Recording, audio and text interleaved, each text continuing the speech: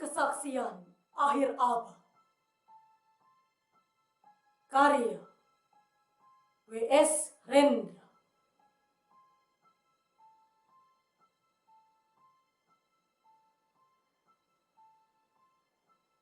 Ratap tangis menerpa pintu kalbuku. Bau anyir darah mengganggu tidur malamku.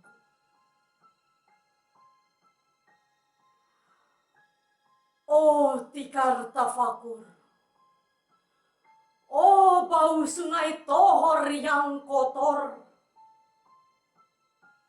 Bagaimana aku akan bisa membaca keadaan ini?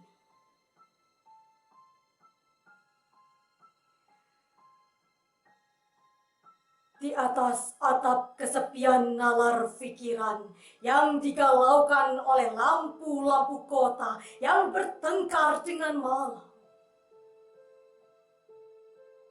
aku menyerukan namamu. Wahai para leluhur Nusantara, oh Sanjaya, leluhur dari kebudayaan tanah. Oh Punawarman, leluhur dari kebudayaan air. Kedua wangsamu telah mampu mempersekutukan budaya, tanah, dan air. Oh Resi Kuturan, oh Resi Nirarta, empu-empu tampan yang penuh kedamaian. Telah kamu ajarkan tatanan hidup yang aneka dan sejahtera, yang dijaga oleh Dewan Hukum Adat. Oh, bagaimana aku bisa mengerti bahasa bising dari bangsaku kini?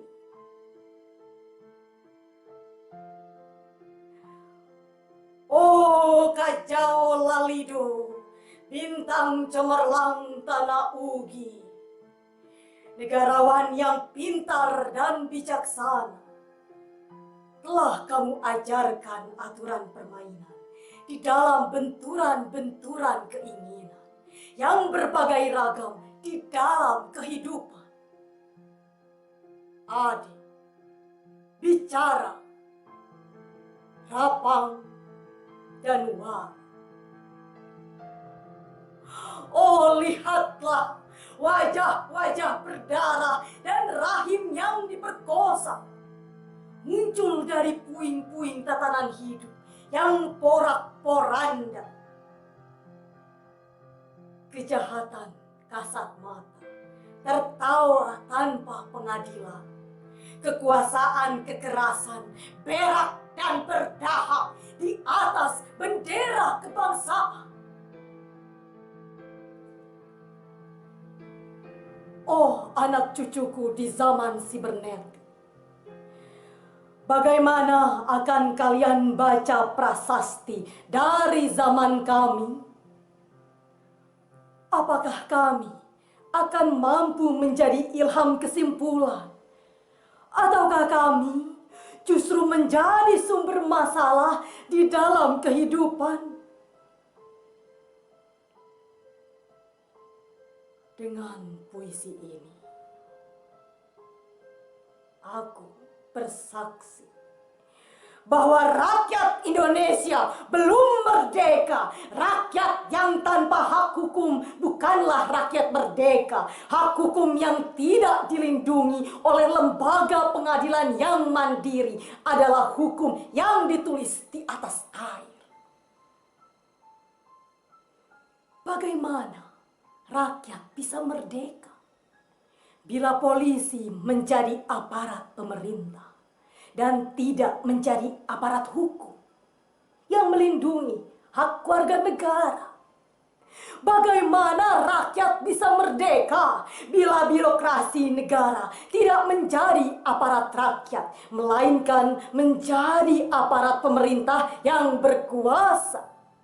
Bagaimana rakyat bisa merdeka bila hak pilih mereka dipasung, tidak boleh memilih secara langsung wakil-wakil mereka di Dewan Perwakilan? Dan juga tidak boleh memilih secara langsung camat mereka, bupati, wali kota, gubernur, dan presiden mereka. Dan partai-partai politik menganggap rakyat hanya abdi partai yang dinamakan masa politik partai, kawula partai, atau hamba partai.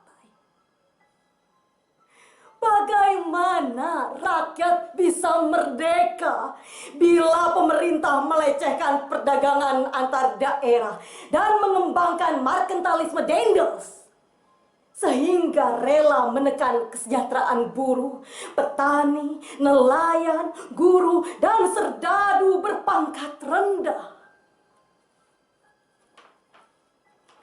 Bagaimana rakyat bisa merdeka bila provinsi-provinsi sekedar menjadi tanah jajahan pemerintah pusat? Tidak boleh mengatur ekonominya sendiri, tatanan hidupnya sendiri, dan juga keamanannya sendiri. Ayam, serigala, macan, ataupun gajah, semuanya peka pada wilayahnya. Setiap orang juga ingin berdaulat di dalam rumah tangganya. Setiap penduduk ingin berdaulat di dalam kampungnya. Dan kehidupan berbangsa tidak perlu merusak daulat kedaerahan. Hasrat berbangsa adalah naluri rakyat untuk menjalin ikatan, daya cipta antar suku yang penuh keanekaan kehidupan, dan memaklumkan wilayah pergaulan yang lebih luas untuk merdeka bersama. Tetapi, lihatlah selubung kabut saat ini. Penjajahan tatanan uang, penjajahan modal, penjajahan kekerasan senjata, dan penjajahan oleh partai-partai politik masih merajalela di dalam negara. Dengan puisi ini, aku bersaksi bahwa sampai saat puisi ini aku tanda tangani, para elit politik yang berkedudukan ataupun yang masih di jalan tidak pernah memperjuangkan sarana-sarana kemerdekaan rakyat. Mereka hanya rusuh dan gaduh memperjuangkan kedaulatan golongan dan partainya sendiri. Mereka hanya bergulat untuk posisi sendiri. Mereka tidak peduli kepada posisi rakyat, tidak peduli pada posisi hukum, posisi polisi, ataupun posisi birokrasi. Dengan picik, mereka akan mendaur ulang malapetaka bangsa dan negara yang telah terjadi. Oh, Indonesia. Ah, Indonesia. Negara yang kehilangan makna. Rakyat sudah dirusak asas tatanan hidupnya. Berarti sudah dirusak dasar peradabannya. Dan akibatnya dirusak pula kemanusiaannya. Maka sekarang negara tinggal menjadi peta. Itu pun peta yang lusuh. Dan hampir sobek pula. Pendangkalan kehidupan bangsa telah terjadi. Tata nilai rancu dusta, pencurian, penjarahan, dan kekerasan halal. Manusia sekedar semak belukar yang gampang dikacau dan dibakar. Paket-paket pikiran yang murah dijajakan, penalaran amarah yang salah mendorong rakyat terpecah belah. Negara tidak mungkin kembali diutuhkan tanpa rakyatnya dimanusiakan. Dan manusia tak mungkin menjadi manusia tanpa dihidupkan hati nuraninya. Hati nurani adalah hakim adil untuk diri kita sendiri. Hati nurani adalah sendi dari kesadaran akan kemerdekaan pribadi. Dengan puisi ini, aku bersaksi bahwa hati nurani itu, meski dibakar, tidak bisa menjadi abu. Hati nurani senantiasa bisa bersemi, meski sudah ditebang putus di batang. Begitulah fitrah manusia, ciptaan Tuhan yang Maha Esa. Candi Ceto, 31 Desember 1999.